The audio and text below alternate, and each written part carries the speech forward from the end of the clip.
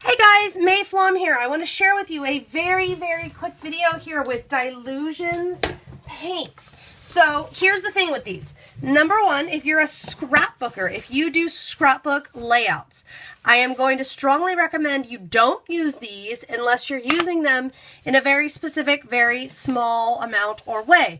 This is very heavy. I think this is, from the feel of it, this is one of my 140-pound cardstocks.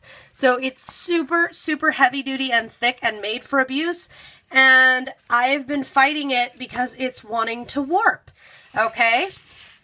It wants to warp because the paint is, because it's so thin and I'm playing around with it, there's a lot of liquid stuff going on here and it's angering my paper already. So if you're card making, I would tell you to use a very heavyweight cardstock and be aware of that. Here's what I like about this. It's somewhere for me, you know, between acrylic paint and watercolor in the sense that, yes, it is actually pretty it's fairly translucent.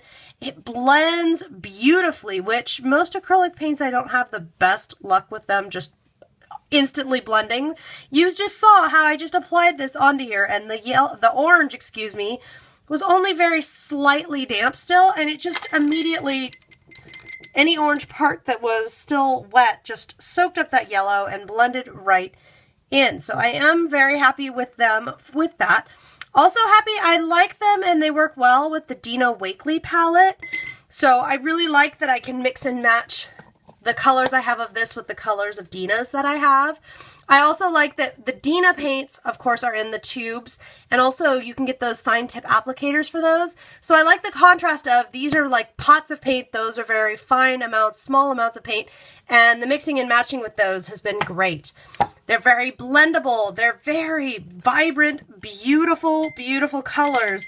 I can see using these outside of the art journal, absolutely.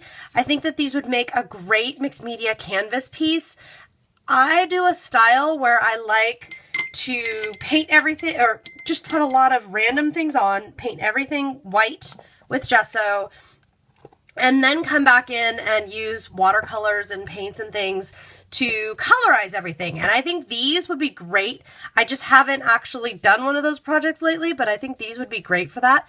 Look how instantly that I get blue plus pink is purple. And what I really like is when I add this second color on, I always am able to get like little bits of it to stay true, to stay on top. I mean, I could, you know, really rub in here and blend and get the actual everything to really blend in. But if I don't, I still will get those little bits of true color out, and I love it. And I love the blue plus the pink, what purple I get there. Isn't that lovely? Oh, just love it.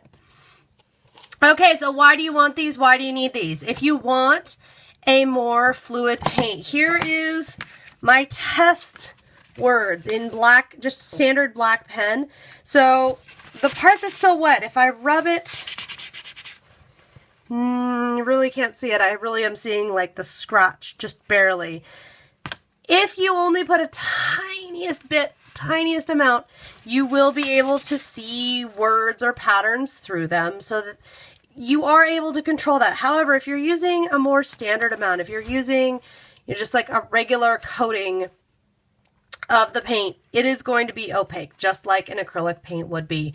What I like is that there is the give and take. So again, you can get a little more on the translucent side, but you can also get more solid coverage. I also really like that these play nicely with water. If I end up getting a lot of water involved in here, it is going to play nice. It's not going to give me any grief. I'm not going to have like a bunch of issues with the paint like separating or getting yucky. The only downside I have really to these paints at this point is I don't love the tubs. And that's a personal preference thing, just because this kind of a container, I prefer paint where you squeeze, you know, there's a little hole and it squeezes out of the tip.